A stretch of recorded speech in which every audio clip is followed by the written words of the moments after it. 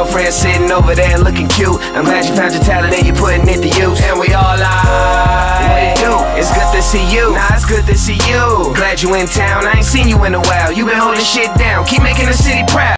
Yo, what's good? This John for Recognize. Not one, but two Z's. And I got my two main mans right here. Jahni Denver, woke click, baby, what's good? It's your boy Buddha Child. What's good, y'all? Oh, yeah. I recently just spoke with you. You said this is your second time being in Cleveland? Yeah, this is my second time. It was my first time rocking my home set all the way through because I was hyping with Snow the Product last year on tour. Oh, okay. That's pretty cool, man. How you like it? It was super dope. It was a good way to get experience and know what I was up against for this tour. You know what I mean? And then it was cool to go to some of the cities we've been through before, so it wasn't just super new. But it was my first time at Agora, though. Oh, okay. Yeah, so. What location you perform? Like what business? Last time? Yeah, we were at Peabody's. Yeah, so. Okay, Peabody's, man. This was a big step up from that stage, definitely. This was like way big stage, but yeah, so it was dope. A lot of love in Cleveland. Crowd fucking turned up tonight, so it was tight. Oh, yeah, man. Oh, yeah. So what about you? Your first time? Yeah, this is my first tour. Yeah, this is my first tour right now. This is my cousin right here. He put me on and shit. Yes, sir. That's love. It's all about the family. Yeah. In the van, baby. I learned that from my girl Snow. Shout out Snow the Product and the Woke crew, baby. Woke Click. All right, shout out to Woke Click. So tell us a little bit more about your upcoming project. I just dropped a mixtape. You can get it on WakeItGameUp.com. Got it on the shirt right there for you.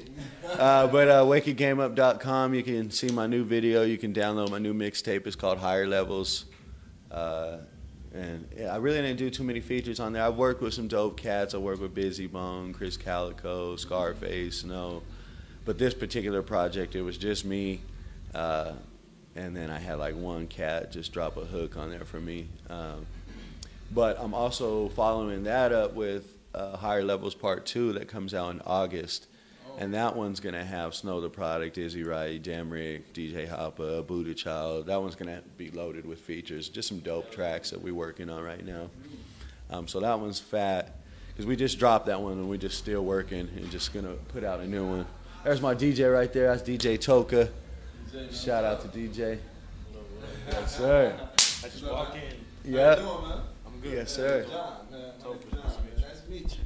Okay, so how long you been doing music? I've been doing this for like 7 years. I just actually put a post up about that. Like, you know, there's a lot of work that goes into this, and it took me 7 years to be the new guy on tour, you know what I mean? So my biggest advice to anybody is keep going, because so many people just quit. So many of the dudes I started with, you know, are now just like giving me props, like, yo, you're doing your thing. And all I did was just stay consistent and keep coming every year. You know what I mean? So, and of course, you know, you got to practice and improve your craft. And it's a lot about, you know, the people you meet too. Snow the Product and Dizzy Wright really helped me jump forward, but I was working on my own to be ready for it once it came. So super blessed to be on tour, you know what I mean, and without a deal and the big buzz and all that shit that you usually think you have to be on a tour. So super blessed. So what hurdles you had to face for this project? Oh man, just life. It never gets easier, you know what I mean? It's always something, whether it's finances, whether it's a death in the family, whether it's you know, just other relationships or whatever it could be. But that's the great thing about being an artist, is that you jump over those hurdles and then you take all those and you put it into your music and you have content to talk about. So it's the beautiful struggle. It's you know what I mean? That's just what life's about. And it's cool to now apply it to something. There was like in my teenage years when I was just taking all these blows, like, you know what I mean? Like, but now it all makes sense. So. Who inspired you to become a rapper? Man, honestly, I wasn't thinking about rapping at all. I was playing sports. I was real sport oriented. It wasn't until my sister actually was killed in Denver. So that changed like everything for my whole family, you know.